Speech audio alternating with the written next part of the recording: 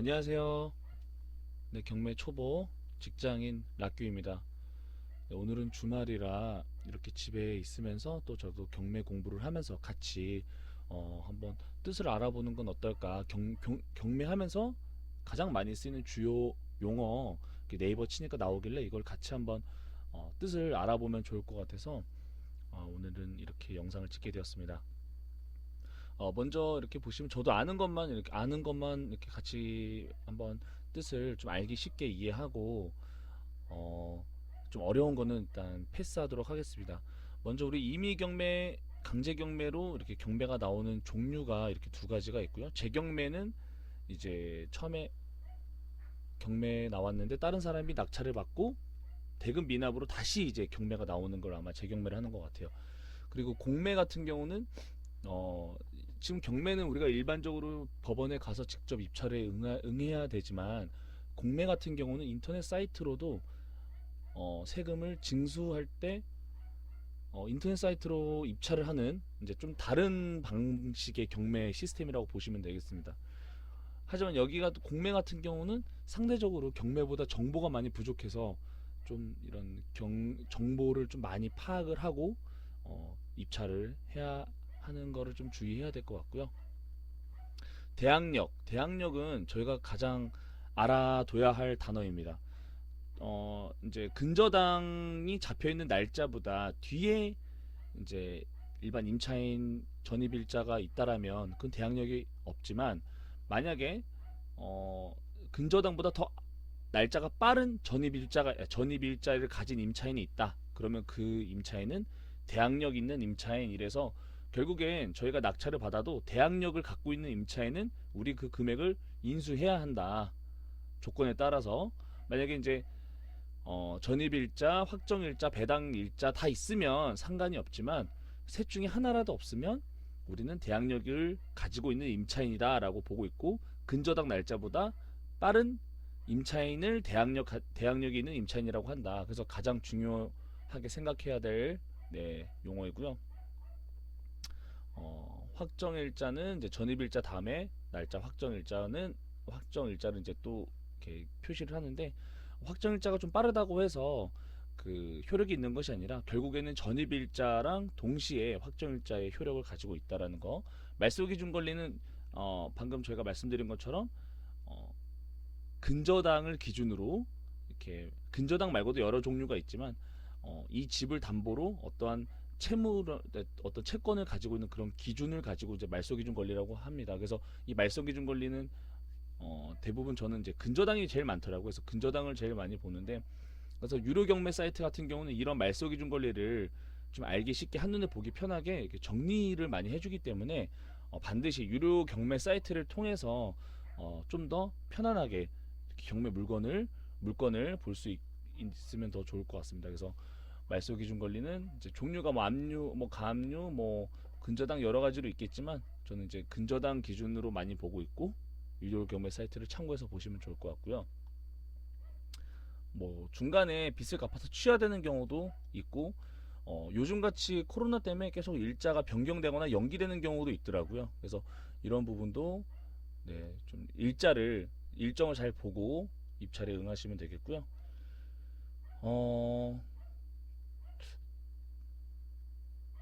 토지 별도 등기는 이제 토지와 건물이 이제 별도로 매칭이 되지 않은 거를 토지 별도 등기, 대지권 미등기 뭐 이런 식으로 좀 이건 전문적으로 좀 더 깊숙이 정보가 필요한 부분이고 저도 이 부분에 대해서는 공부가 필요한 부분이고요. 매각 기일이 이제 결국에는 경매를 이제 저희가 입찰에 응해야 되는 그날을 매각 기일이라고 합니다. 그래서 매각 기일이라는 단어는 그렇고요. 어, 네, 배당은 저희가 물건을 1억짜리를 샀으면 그 집에 물려있는 빚들을 나눠주는 걸 배당이라고 해요. 그래서 이제 그 나눠주는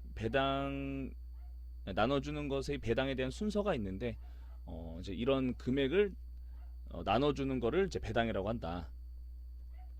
그리고 이제 저희가 실제로 이제 입찰을 하고 낙찰을 받으면 낙찰받은 다음에 가장 중요한 게 명도라는 겁니다. 명도. 우리가 이제 앞에서 말씀드렸던 것처럼 임장 활동이라고 한다면 그 현장에 가서 조사하는 걸 임장 활동이라고 하는데, 명도는 처음에 저도 명도를 들었을 때 이게 무슨 말이야라고 했는데, 명도는 한마디로 그 안에 만약에 임차인이나 어떤 집주인이 있다, 낙찰을 받았는데, 그럼 그 분을 다른 데로 집을 이제 내보내고 합의하고 협의해서 내보내는 이 과정을 명도라고 합니다. 한마디로 집을 비우게 하는 어떤 갖가지의 노력을 명도라고 한다는 거. 그래서 명도를 했다라고 하면은 이 집안에 있는 사람이 정리하고 다 나갔다, 이런 의미로 생각하시면 되겠고요.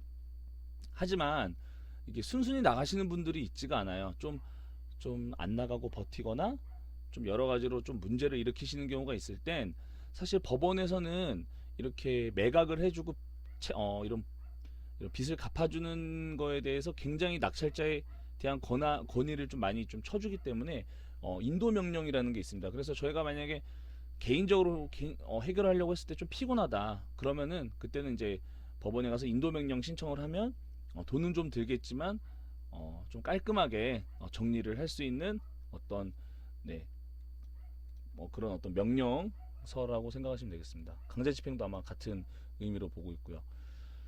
그리고 여기는 안 났는데, 보통 경매에 처음 임할 때는, 자 보시는 것처럼 저번에 보여드렸던 거, 경매에 처음 임할 때 보시면 최저가가 예를 들어 3,072만 원이다. 그러면 보증금은 10% 307만 2천 원. 그래서 저희가 입찰할 때 반드시 이 최저가의 10% 보증금을 잘 확인하셔서 보증금 10%에 대한 수표를 발행을 하셔서 입찰을 응해야 한다라는 거 주의하시고요. 아까 저희가 단어를 보시면서 말씀드렸지만, 여기 뭐 보증금도 나왔고 매각일, 그래서 이 날짜에 이제 경매를 하겠다 이거고요. 네, 임의 경매, 강제 경매, 이런 것들이 이제 경매를 구분하는 종류를 얘기하는 겁니다. 그래서 오늘 정리하자면, 제일 중요한 거는 보증금 10%, 최저가의 보증금은 10%, 이거는 무조건 입찰할 때 필요한 금액입니다. 그리고 대항력, 근저당을 기준으로, 말소기준 권리를 기준으로 이 날짜가 더 뒤에 있냐 아니면 더 빨리 있느냐에 따라서 대항력이 있고 없고를 따지는데, 우리는 말소기준 권리가 예를 들어 2020년 3월 1일이다. 그러면 대항력 있는 임차인 같은 경우는 뭐 2020년 1월 달에 전입신고가 돼 있다든지, 이런 식으로 좀 말소기준보다 더 빨리 돼 있는 대항력 있는 임차인이 있는지 없는지를 제일 확인하는 것이 가장 중요하다고 생각합니다. 그리고 만약에 낙찰을 받았을 때 명도, 우리는 집을 빨리 비우게 만들어서 이제 매각을 하던가 새로운 세입자를 맞춰야 되는데, 이러한 활동을 명도 활동이라고 합니다. 하지만 이게 협의가 잘 되지 않고 나가지 않으면 이제 강제 집행이나 민도 명령을 통해서 강제 집행을 한다. 이거는 법원에다가 강제 집행 신청, 인도 명령 신청을 하면 강제로 집행을 하는데, 비용은 예를 들어 이사비 100만 원 주고 끝낼 수 있는 거를 뭐 비용은 뭐 200만 원 더 들 수도 있지만 생각보다 더 깔끔하게 끝낼 수 있다라는 거. 그래서 이런 좀 기본적인 용어 몇 개를 좀 배워봤습니다. 저도 계속 공부하면서 내용을 좀 같이 나눴으면 좋겠습니다. 감사합니다.